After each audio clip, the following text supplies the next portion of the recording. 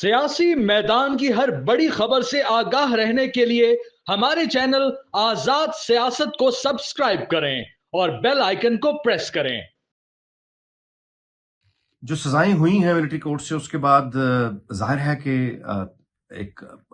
एक लेसन है नौजवानों के लिए भी और वालिदैन के लिए भी कि वो अपनी औलाद को ये बताएं, सिखाएं, समझाएं, खुद भी समझें कि किसी भी मुआशरे की तरक्की के लिए, तामीर के लिए वो बेहतरीन काम जो कोई फर्द कर सकता है और उसे करना चाहिए, वो ये है कि एक तालिब इल्म के लिए सबसे ज्यादा एक स्टूडेंट अगर अपने मुल्क और कौम की खिदमत कर सकता है, उसकी तामीर कर सकता है, तो वो उस सूरत में कर सकता है कि वो अपनी तालीम पर तवज्जो दे और इतनी अच्छी तालीम हासिल करे, आउटस्टैंडिंग कोई हुनर हासिल करे कि उसको उसके कैरियर में इज्जत मिले, ना सिर्फ पाकिस्तान में बल्कि पाकिस्तान से बाहर, पूरी दुनिया में। जब स्टूडेंट को उसके कैरियर में इज्जत मिलेगी, मुल्क के अंदर मिलेगी, मुल्क से बाहर मिलेगी, तो उसको ये समझना चाहिए कि वो मुल्क की खिदमत ही कर रहा है। इसी को मुल्क की खिदमत कहते हैं। यही पाकिस्तान की तामीर में उसका अपना प्रैक्टिकल हिस्सा होगा। एक आदमी जो सरकारी मुलाजिम कर रहा है, जब वो अपनी सरकारी मुलाजमत को जायज तरीके से करेगा, लोगों की खिदमत करेगा, तो यही वो मुल्क की खिदमत कर रहा है। एक दुकानदार अगर नाजायज मुनाफा नहीं लेगा, लोगों को ठीक तोल कर देगा, तो यही खिदमत है सबसे बड़ी जो वो प्रैक्टिकली इस मुल्क के लिए कर रहा है। इसी तरह से एक मां अगर अच्छी तरबियत अपनी औलाद की कर देगी, यही चाहिए, मुल्क तामीर होगा। अगर अच्छे असूल हम सिखाएंगे, मुल्क ऑटोमेटिकली तामीर होगा। तो यानी बतौर फर्द हर शख्स अगर अपना काम ही दयानतदारी से करे, तो ये मुल्क की तामीर और तरक्की में हिस्सा। अच्छा, अब आ गई इस बात सियासत की। सियासत में बिल्कुल दिलचस्पी लेनी चाहिए, क्यों ना लें, बहुत अच्छी बात है। लेकिन इस बात का फर्क जरूर समझ लीजिए कि यानी सियासत क्या होता है और फसाद क्या होता है। अच्छा, जिस तरह से ये बहुत अच्छी एक तजवीज पिछले दिनों आई थी, उमर चीमा की तजवीज थी कि स्कूल और कॉलेजेस में लाजमी कर दिया जाए कि सोशल मीडिया का इस्तेमाल, इसके नुकसान और इसके यानी ये बताया जाए कि फेक न्यूज कैसे पहचाननी है, आपने प्रोपेगेंडा को कैसे पहचानना है और वायरस की तरह प्रोपेगेंडा को दूर रखना है, क्योंकि ये पोल्यूट करता है, बीमार करता है पूरे इंसान की शख्सियत को। उतना ही जरूरी मेरा ख्याल है कि अब मैं तजवीज ही पेश कर सकता हूं, यह है कि अब जितनी सियासत में दिलचस्पी कौम की हो गई है, मेरा यह ख्याल है कि अब इसको भी एक कंपलसरी सब्जेक्ट बनाया जाए, बाकी मजामीन की तरह स्कूल्स में, और बुनियादों में बच्चों को यह बता दिया जाए, सिखा दिया जाए कि सियासत असल में कहते किसे हैं,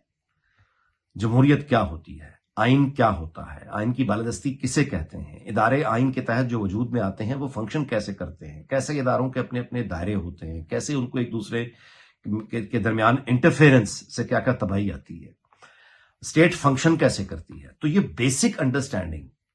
जितनी पॉलिटिकली कॉन्शियस हो गई है हमारी यूथ, नौजवान, बहुत जरूरी है कि इनको अब बाकायदा कॉलेजेस और यूनिवर्सिटीज में और स्कूल्स में अब बताया जाए, पढ़ाया जाए, proper political science, basic idea, ये इनको क्लियर होना चाहिए। और ये मीडिया हाउसेस को भी कंपेन करनी चाहिए, गवर्नमेंट को भी कंपेन करनी चाहिए। टॉक शो कोई ऐसा नहीं मेरी नजर से गुजरता जिसमें इन बुनियादी बातों पर तालीम दी जाती हो। कोई ऐसा प्रोग्राम मेरी नजर से नहीं गुजरता कि बुनियादी तालीम दी जाती हो। सेनेट क्या होता है, क्यों जरूरी है, नेशनल असेंबली क्या होती है, इसकी कितनी सीट्स हैं, प्रोविंशियल असेंबलीज क्या होती हैं, गवर्नर क्या होता है, कंसोलिडेटेड फंड प्रोविंशियल क्या होता है। तो ये बुनियादी बेसिक चीजें, जुडिशरी का इदारा कैसे काम करता है, मीडिया का क्या काम होता है, पॉलिटिकल साइंस की जो बुनियादी। अच्छा, फिर फाशिज्म क्या होता है, कैसे ये काम करता है, दुनिया में जहां जहां फाशिज्म आया फिर उन मुआशरों में क्या हुआ, आमरीत क्या होती है, आमरीत की कितनी शक्लें होती हैं, बादशाहत में होगी तो और होगी, कम्युनिस्ट पार्टी की चाइना है वो और तरह की आमरीत है, एक सदाम हुसैन की आमरीत जो है वो और तरह की थी, हमारे यहां जो आमरीत रह चुके हैं परवेज मुशर्रफ की, ज़िया-उल-हक की, वो और तरह की थी। तो ये बुनियादी बातें, यानी आमरीत किसे कहते हैं, फाशिज्म क्या होता है, जमहूरियत क्या होती है, फंडामेंटल राइट्स किस चिड़िया का नाम है, स्टेट किस चीज को कहते हैं, स्टेट के इदारे क्या होते हैं, यानी यूनाइटेड नेशंस क्या है, ग्लोबल विलेज क्या है, ग्लोबल कम्युनिटी क्या है, और फिर फसाद क्या है, रेवोल्यूशन एक्चुअली किस चीज, इनकलाब कहते हैं किसको है, और फसाद किसे कहते हैं, आइडियोलॉजी क्या होती है। तो ये वो बुनियादी कॉन्सेप्ट्स हैं जिनके क्लियर हुए बगैर, जिनकी यानी एक बेसिक इंट्रोडक्शन, तारुफ के बगैर उन बातों को समझना आसान नहीं है जो आमतौर पे हो रही होती हैं। तो सुनने वाला उसके अपनी मर्जी के मुताबिक एक इमेजिन करके मतलब निकाल लेता है, जिसका ना थ्योरी से कोई ताल्लुक होता है, ना हकीकत से कोई ताल्लुक होता है, ना कहने वाले का वो मतलब होता है जो सुनने वाला समझ रहा होता है। تو ہمارا جو کمیونیکیشن کا بڑا بھیانک تضاد اور گیپ ہے، اس کی وجہ یہ ہے کہ آدھی سے زیادہ الفاظ کا استعمال جو گفتگو میں ہوتا ہے وہ الفاظ کا پتہ نہیں ہوتا کہ اس کا مطلب کیا ہے. تو یہ جتنی پولیٹیکلی اویئر ہو گئی ہے یوتھ ہماری، بہت ضروری ہے کہ اس کو ڈائریکشن دی جائے، اور لوگ بھی ان جنرل اس کے لیے سوشل میڈیا پہ کمپین چلانی چاہیے، میڈیا ہاؤسز کو کمپین چلانی چاہیے. بیسک پرنسپل یعنی ایک طے کر کے کوئی کمیٹی اسمبلی میں بیٹھ سکتی ہے، اساتذہ کی بیٹھ سکتی ہے، اساتذہ کا ویسے یہ کام ہے، لیکن یہ اس پر اب کام ہونا چاہیے تاکہ لوگوں کو معلوم تو ہو کہ جس بات پہ وہ اپنی جان دینے پر آمادہ ہو گئے ہیں، لڑنے مرنے پر آمادہ ہو گئے ہیں، وہ ہے کیا. ان کو پتہ ہی نہیں ہے، وہ تو اپنے خواب امیجنیشن کے پیچھے لڑنے نکلے ہوئے ہیں. اگر آپ ان کو روک کے پوچھیں گے تو وہ خود بھی وضاحت سے نہیں بتا پائیں گے کہ انہیں چاہیے کیا. اس کے لیے ضروری کیا چیز ہے، کون سی وہ چیز ہے جو اس دیوانگی کو ختم کر سکتی ہے؟ تعلیم ہے، تربیت ہے، اور کچھ بھی نہیں.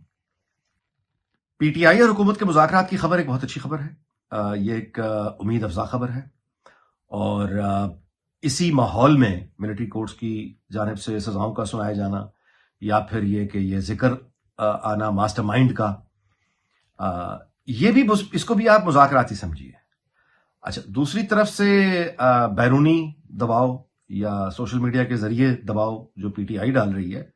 یہ جو دباؤ کے ٹیکٹکس ہیں یہ بھی مذاکرات ہی ہیں. یعنی مذاکرات صرف وہ نہیں ہوتے جو کوئی ٹیبل پہ آمنے سامنے بیٹھ کے گفتگو کی جاتی ہے، اس میں جو ایکشنز ہو رہے ہوتے ہیں ایک دوسرے کی پوزیشن کو ویک کرنے کے لیے یا اپنی پوزیشن اسٹرینتھن کرنے کے لیے، دونوں طرف ہم وہ یعنی ہر روز وہ ایک دوسرے پر اٹیکس، کاؤنٹر اٹیکس، پنچ کاؤنٹر پنچ، وہ ہم دیکھ رہے ہیں. یہ سارے کا سارے عمل کو اگر آپ ملا لیں گے تو یہ مذاکرات ہی ہو رہے ہیں.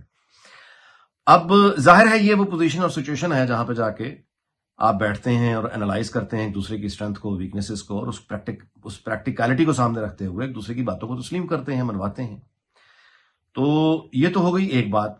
دعا یہی ہے کہ مذاکرات کامیاب ہوں اور ہم جو اس مشکل سے نکل پائیں، اور ملک کو استحکام چاہیے، استحکام ملے. لیکن ان مذاکرات کی کامیابی کا انحصار وہ ظاہر ہے کہ نیک خواہشات پر تو نہیں ہوگا. اس کی جو انحصار ہے وہ خود بانی پی ٹی آئی کے رویے پر ہے. وہ کتنی سنجیدگی سے چاہتے ہیں کہ مذاکرات کامیاب ہوں، اب دیکھنا یہ ہوگا. میرا یہ خیال ہے ذاتی طور پہ کہ یہ پی ٹی آئی جو ہے وہ ابھی ان مذاکرات میں کوئی لچک شاید نہ دکھائے. ٹائم گین کریں گے یہ لوگ، اور ان کی کوشش یہ ہوگی کہ یہ معاملے کو 20 جنوری سے آگے لے کے جائیں، اور اس درمیان میں جتنا بھی یہ دباؤ ڈلوا سکتے ہیں تھرو سوشل میڈیا یہ ڈلوائیں گے. حکومت ظاہر ہے کہ ان کے پاس اپنے اختیارات ہیں، وہ اپنے اختیارات کا استعمال کریں گے، لیکن ملک کی استحکام کے لیے ظاہر ہے کہ جو راستہ واحد ہے وہ یہی ہے کہ کوئی نہ کوئی سیٹلمنٹ ہو جائے اور ہم اس احتجاج سے اور باہمی لڑائی جھگڑے فساد سے باہر نکلیں.